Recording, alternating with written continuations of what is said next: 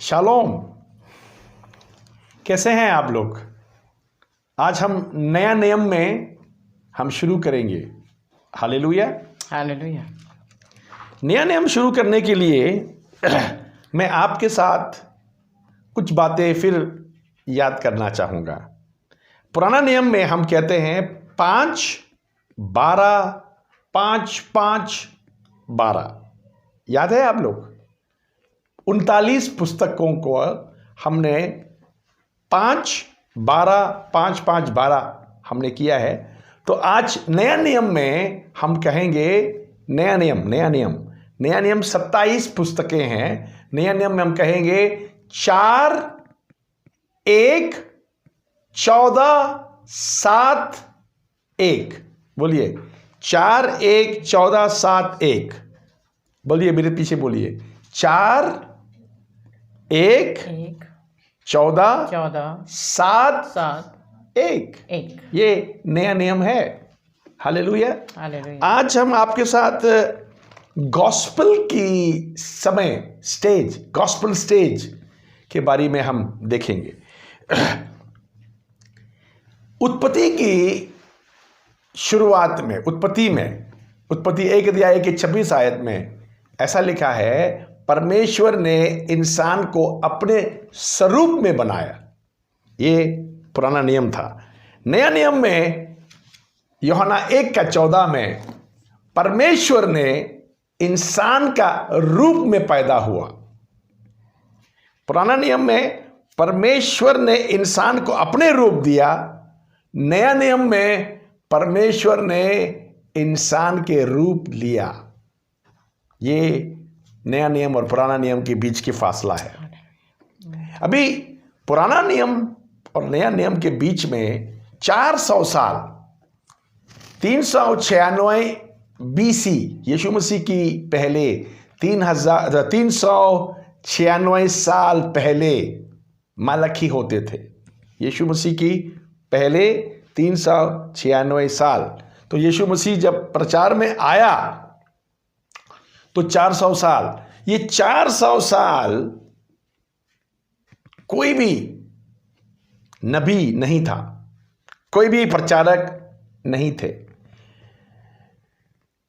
मलाकी के बाद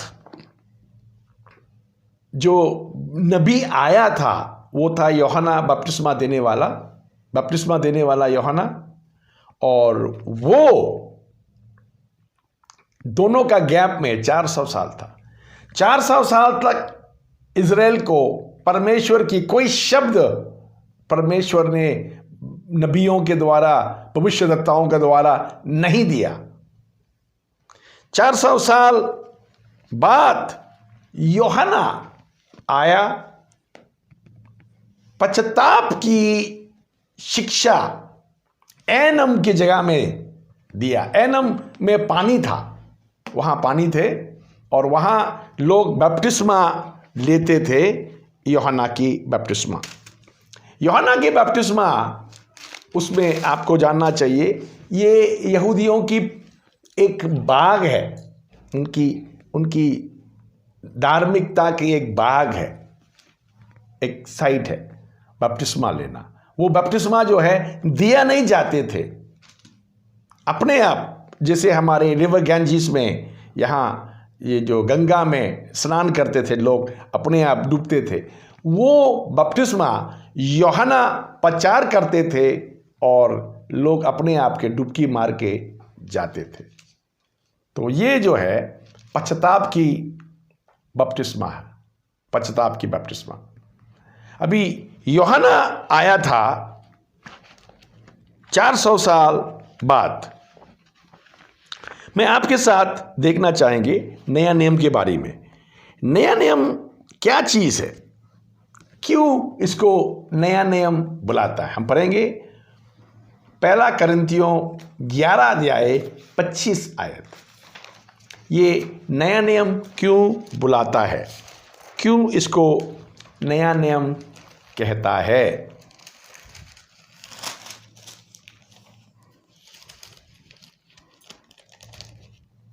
11 का 25। हाँ जी।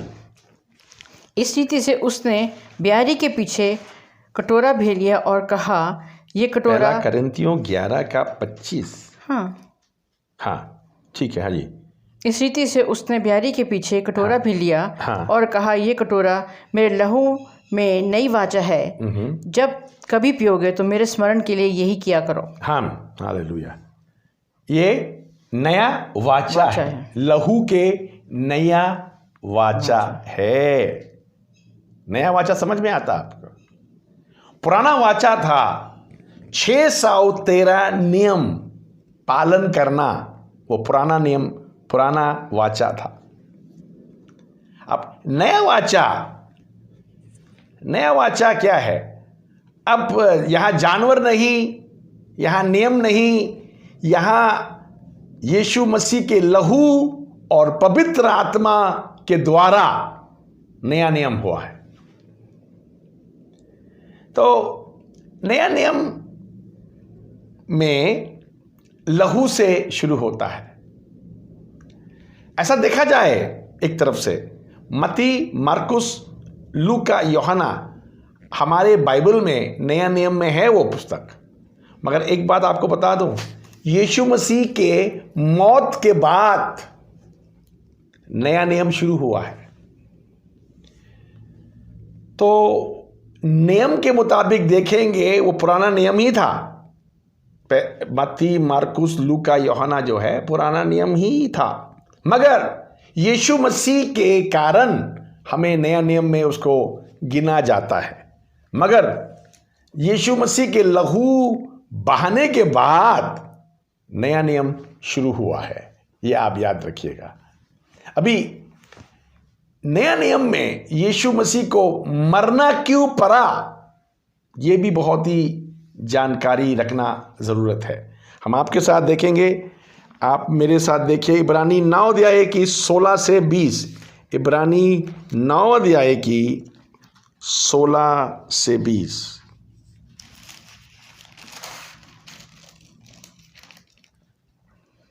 क्योंकि जहाँ वाचा बांधी गई है वहाँ वाचा बांधने वाले की मृत्यु का समझ लेना भी अवश्य है, क्योंकि ऐसी वाचा मरने की पक्की होती है, और जब तक वाचा बांधने वाला जीवित रहता है तब तक वाचा काम की नहीं होती। आप लोग को वाचा बोलने से ज़्यादा समझ में नहीं आएंगे। मैं आपको आजकल की शब्द में बताऊं, विल राइटिंग। ठीक है, अभी पिताजी जो है अभी गुजरने से पहले विल लिख कर गया, विल लिख कर गया। हेलो, विल में क्या है? वो बताता है मेरा कौन सी बच्चे को क्या मिलना चाहिए, मैं इस बच्चे को ये देना चाहता हूं, वो उस बच्चे को वो देना चाहता हूं। मगर यहां ये बच्चे को वो बच्चे को ये जो देना चाहता है वो लिख के जाता है। अभी लिखने के बाद बच्चों को सामान नहीं मिल जाता, क्योंकि ये विल जो है तब काम करेगा पिताजी गुजरने के बाद। पिताजी को गुजरना भी जरूरत है ये विल के अफेक्ट पे आने के लिए। Hallelujah, hallelujah. आपको मालूम है ये विल लिखना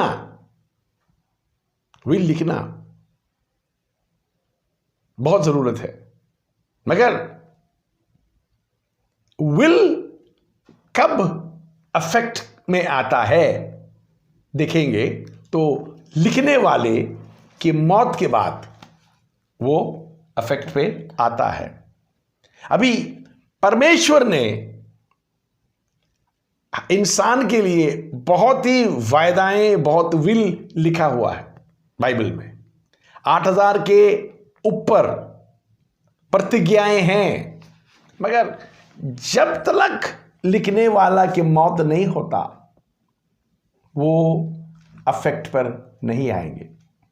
तो ये है इब्रानी के 9 अध्याय 16 आयत से 22 आयत तक हम पढ़ने में हमने यहां देखा है। Hallelujah, hallelujah. अभी आपके साथ पढ़ना चाहूँगा इब्रानी 10 अध्याय की 15 से 18। इब्रानी 10 अध्याय की 15 से 18।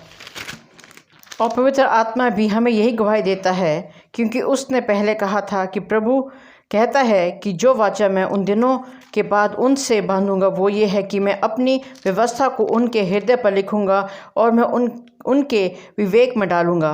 फिर वो ये कहता है कि मैं उनके पापों को और उनके अधर्म के कामों को फिर कभी स्मरण ना करूंगा, और जब इनकी क्षमा हो गई है तो फिर पाप का बलिदान नहीं रहा। परमेश्वर ने देखा है, ये इस्राएल हो या इंसान, अपने समझ में, ताकत में परमेश्वर की नियम पालन नहीं कर सकते। हाँ, नहीं कर सकते। अब देखिए, कहीं भी लिखा होता, यहां नई पेंट किया होता, नई पेंट किया होता, और वहां लिखा हो, साइन बोर्ड लिखा हो, वेट पेंट डोंट टच, रंग गीला है मत छूना, लिख लीजिए उधर। और आप क्या मिलेगा मालूम है? लोग आएंगे, छू कर बोले अब गीला है, छू के जरूर बोलेंगे अब गीला है। आप जो बात मना करता है, लोगों को वही काम करने की शौक पैदा होता है। जो बातों को आप मना नहीं करता है, वो बातों को करना भी नहीं चाहेंगे। आप करने के लिए बोलिए, ये काम करिए, नहीं करेंगे। नहीं करने के लिए बोलिए, जरूर करेंगे लोग। ये इंसान का फितरत है। अभी परमेश्वर ने देखा, जैसे हम इब्रानी का 10 अध्याय 15 से 18 आपके साथ पढ़ते हैं, तो परमेश्वर ने देखा, हालेलुया। क्या देखा परमेश्वर ने? परमेश्वर ने देखा इंसान को नियम पालन करना मुश्किल है, और पाप क्षमा होना और पाप से दूर होना भी मुश्किल है। तो परमेश्वर ने क्या किया? यीशु मसीह की कुर्बानी होकर हमारे पापों की क्षमा हुआ, उसके लहू से पापों को धोया। मगर उसके बाद मालूम है क्या हुआ? आपको बताऊं क्या हुआ? उसके बाद ये हुआ, हालेलुया। उसके बाद ये हुआ,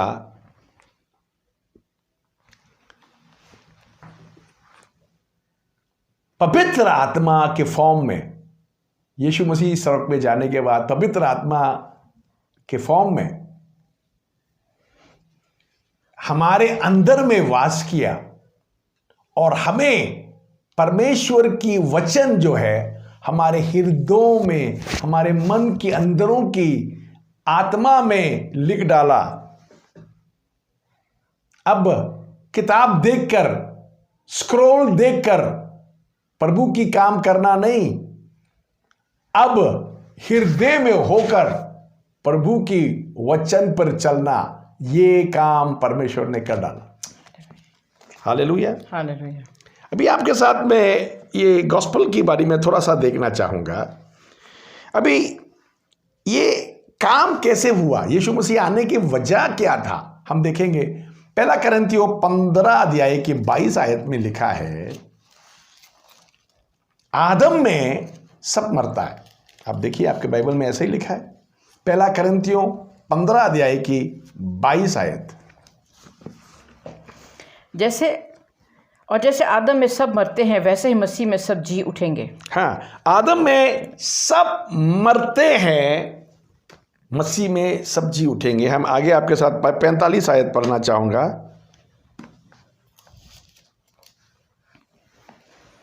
ऐसा ही लिखा भी है कि प्रथम मनुष्य अर्थात आदम जीवित प्राणी बना, और अंतिम आदम जीवनदायक आत्मा बना। देखो, आदम भी दो आया। पहला आदम जो था गलती कर गया, शैतान का बात मान गया, शैतान के नीचे हो गया। अब परमेश्वर ने दूसरा आदम तैयार किया। अभी हम पढ़ेंगे 47 आयत, 47 वर्स। प्रथम मनुष्य धरती से अर्थात मिट्टी का था। हाँ, पहला आदम जो था जमीन का था, मिट्टी से बना, मिट्टी का था, मगर दूसरा मनुष्य स्वर्गीय है। दूसरा आदम जो आया था वो स्वर्ग से आया। कितनी फर्क है।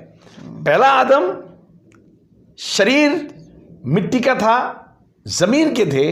दूसरा आदम स्वर्ग से आया, वो है प्रभु यीशु मसीह। Hallelujah, hallelujah. अभी पहला आदम शारीरिक था, शारीरिक बन गया, तो परमेश्वर को एक अपने आप शरीर में तैयार करना पड़ा इंसान बनकर।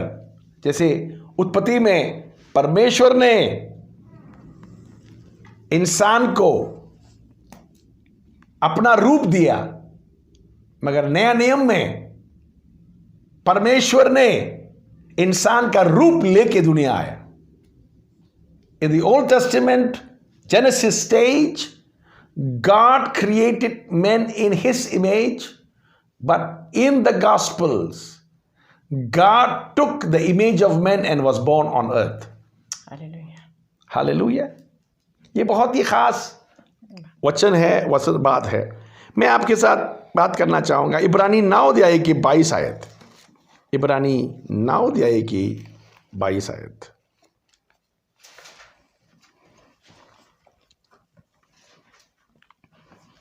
और व्यवस्था के अनुसार प्रायः सब वस्तुएं लहू के द्वारा शुद्ध की जाती हैं और बिना लहू बहाए क्षमा नहीं होती। व्यवस्था के मुताबिक हर बात को शुद्ध करना है तो लहू बहाना ही पड़ता है। लहू के बिना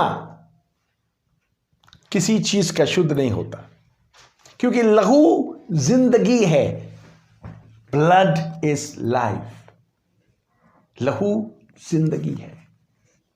अब लहू के बहाने के बिना कोई क्षमा नहीं होता। आपको मैं बताना चाहता हूं, ये एक लहू का वाचा है, वाचा एक प्रॉमिस, एक वायदा है परमेश्वर का। हमारा जीवनों को अपने जीवन से बदलना। यहां देखेंगे, हम पढ़ेंगे रोमियो की 8 का 32 आपके साथ। आपने बाइबल में खोलिए रोमियो 8 अध्याय की 32 आयत। हालेलुया। जिसने अपने निज पुत्र को भी न रख छोड़ा परंतु उसे हम सब के लिए दे दिया, वो उसके साथ हमें और सब कुछ क्यों कर ना देगा। हालेलुया। अपने निज पुत्र को ना छोड़ा, हम सब के लिए दे दिया, तो बाकी सब कुछ क्यों नहीं देगा। इतना बड़ा एश्योरेंस, इतना बड़ा आश्वासन परमेश्वर हमें दे रहा है। Hallelujah, hallelujah.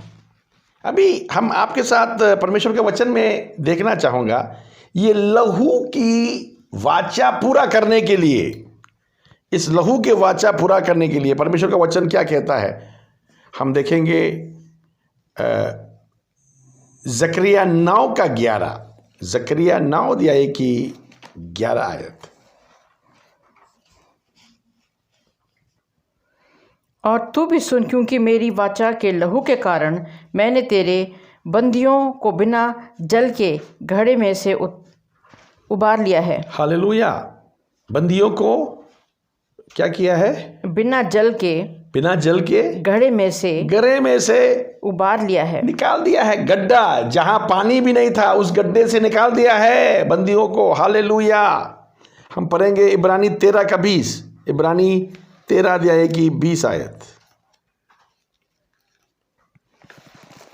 हम पढ़ेंगे पहला इब्रानी 10 का 29 पढ़ेंगे। पहला इब्रानी 10 की 29 पढ़ेंगे, उसके बाद 13 का 20 पढ़ेंगे। पहला हम पढ़ेंगे 10 की 29। सो सोच लो कि वो कितने और भी भारी दंड के योग्य ठहरेगा, जिसने परमेश्वर के पुत्र को पाँव से रौंदा और वाचा के लहू को जिसके द्वारा वो पवित्र ठहराया गया था अपवित्र जाना है और अनुग्रह की आत्मा का अपमान किया। देखिए, गरी गरी पाप नहीं कर सकता है। आप पाप यीशु मसीह को कबूल करने के बाद पाप में नहीं जा सकता है। गरी गरी पाप करते रहेंगे तो आप यीशु मसीह के लहू को पैरों के नीचे रौंद रहा है, ये बाइबल कहता है। नहीं नहीं नहीं, अनुग्रह में आने के बाद पाप में नहीं जा सकते, बाइबल के वचन कहता है। हम पढ़ेंगे 13:20, इब्रानी 13:20। अब शांतिदाता परमेश्वर जो हमारे प्रभु यीशु को, जो भेड़ों का महान रखवाला है, सनातन वाचा के लहू के गुण से मरे हुओं में से जलाकर ले आया। लहू के सामर्थ गुण यहां बताता है। हम इब्रानी 9:18 पढ़ेंगे, इब्रानी 9:18।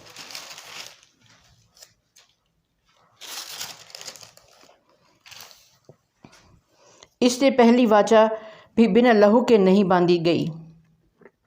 जब भी परमेश्वर वाचा बांधता है, इब्राहिम के साथ हो या मूसा के साथ हो या किसी और के साथ हो, लहू जरूरत है। लहू के बिना वाचा नहीं बाना जाता है। Hallelujah hallelujah. यहां हम देखते हैं इब्रानी 9:20। और कहा कि ये उस वाचा का लहू है जिसकी आगे परमेश्वर ने तुम्हारे लिए दी है। हालेलुया। ये वाचा का लहू है, परमेश्वर ने तुम्हारे लिए दी। अभी नया नियम शुरू होने वाला है। अभी नया नियम में पहला 4 पुस्तक को हम कहता है सुसमाचार। इसको हम कहता है सुसमाचार। नाउ ये अंग्रेजी में इसको गॉस्पल कहता है, यूनानी भाषा में इवेंजलियो बोलता है इसको, गॉस्पल को। अभी गॉस्पल जो है ये एंग्लो सैक्सन शब्द है, 2 शब्द को मिलाया हुआ है। एक तो गॉड, दूसरा स्पेल, न्यूज, खबर। गॉड स्पेल, परमेश्वर की अच्छा खबर, good, God become good news, gospel. अभी ये सुसमाचार क्यों है? क्योंकि दुनिया में इस समाचार से अच्छा समाचार नहीं है, क्योंकि ये समाचार इंसान को मारना नहीं, जलाना है, उठाना है, जी उठाना है, चंगाई करना है, इंसान को तरक्की कराने वाला शब्द है। दूसरा, जितना भी खबर है आप अखबार में पढ़ लो या टीवी में देख लो, जो भी खबर आता है आपके आत्मा को दबाने के लिए, आपके आत्मा को एकदम नचोड़ के सुखा देने के लिए खबरें आता है। मगर ये खबर सुसमाचार जो है आपके आत्मा में कबूल करते हुए आपको उठाता है, बनाता है, तैयार करता है। ये बाइबल हमें कहता है। अभी आपको मैं जब सुसमाचार जब कहता है तो पहला 4 पुस्तक जो है उसका नाम है मत्ती, मार्कुस, लूका, यूहन्ना। वो चारों को सुसमाचार कहता है। तो अभी लोग पूछता है सुसमाचार 4 क्यों है, 1 क्यों नहीं है? सुसमाचार 4 क्यों है, 1 क्यों नहीं है? मैं आपके साथ बाइबल में देखना चाहूंगा प्रकाशित वाक्या 4 अध्याय 7वां आयत। मेरे साथ देखिए, प्रकाशित वाक्या 4 अध्याय उसके 7वीं आयत मेरे साथ देखिए। पहला प्राणी सिंह के समान है और दूसरा प्राणी बछड़े के समान है। तीसरे प्राणी का मुंह मनुष्य का सा है और चौथा प्राणी उड़ते हुए उकाब के समान है। ये खेरूब के मानी है फरिश्ता। ये मंदिर की पर्दे पर इसका एम्ब्रॉयडरी होता था, जो पर्दा फट गया था। ये 4 प्राणी जो है इनकी शक्ल देखिएगा। पहला प्राणी इसका शक्ल है सिंह के समान, सिंह। दूसरा प्राणी बछड़े बछड़ा, तीसरा प्राणी मनुष्य का मनुष्य, और चौथा प्राणी उकाब। उकाब। देखो 4 प्राणी है, चारों का शक्ल, एक है सिंह लायन जो बबर शेर, दूसरा बछड़े। बछड़ा गाय का बच्चा, और तीसरा इंसान, और चौथा उकाब। ये 4 शक्ल हम देखता है। किसकी शक्ल है ये 4 शक्ल? ये 4 शक्ल जो है प्रभु यीशु मसीह की चरित्र को पूरा करता है। प्रभु यीशु मसीह की चरित्र को ये 4 शक्लें पूरा करता है। कैसे? अभी मत्ती, मरकुस, लूका, यूहन्ना, इन्होंने ये 4 बातों को लिया है। मत्ती ने बब्बर शेर सिंह के लिया है और उसके बातें लिखा है, और मरकुस ने बछड़ा, नौकर, सेवक, उसके बारे में लिखा है। मरकुस ने सेवक के बारे में लिखा है। लूका ने इंसान के बारे में लिखा है, और यूहन्ना ने परमेश्वर की बारे में लिखा है। यीशु मसीह में ये 4 बातें हैं। यीशु मसीह राजाओं का राजा है, मत्ती। मरकुस अच्छा सेवक है वो। लूका इंसान, पूरा इंसान था, काबिल इंसान था। और चौथा काबिल परमेश्वर है वो। Hallelujah, hallelujah. तो अभी मत्ती ने वो लिखा है, यीशु मसीह राजा है। क्यों? सिंह जंगल का राजा है, तो मत्ती लिखना चाहता है यीशु मसीह राजाओं का राजा है। मत्ती में आपको, कल हम मत्ती में जाएंगे तो मैं बताऊंगा मत्ती से यीशु मसीह को राजाओं के बारे में क्या ओहदा दिया हुआ है। मरकुस बछड़ा बड़ा होने के बाद बैल बनता है। बैल बनने के बाद क्या करता है? बोझ उठाता है। यीशु मसीह को बोझ उठाने वाला बछड़ा बताया हुआ है। बोझ उठाने वाला, इंसान का पापों का बोझ उठाएगा वो। इसके बाद लूका में यीशु मसीह को इंसान का शक्ल दिखाता है। यहां सन ऑफ मैन, मनुष्य का पुत्र, यहां लूका में यीशु मसीह को दिखाता है। और यूहन्ना में परमेश्वर की रूप दिखाता है यीशु मसीह। यूहन्ना में ही यीशु मसीह ने कहा मैं परमेश्वर हूं, कहीं और नहीं बताया है। यूहन्ना की पुस्तक में ही हम देख सकता है यीशु मसीह परमेश्वर है। तो कल हम मत्ती की इंजील में जाएंगे आपके साथ, और हम शुरू हो जाएंगे। आज मैं आपके साथ बोलना चाहूँगा, ये दाहिना हाथ, बायां हाथ आपने बोल चुका है 5 12 5 5 12, ये है पुराना नियम, खत्म हो चुका है। अभी नया नियम में हम आता है, अभी 4 1 14 7 1, ये 5 बोले मेरे साथ, 4 1 14 7 1। शालोम, प्रभु आपके साथ हो। हम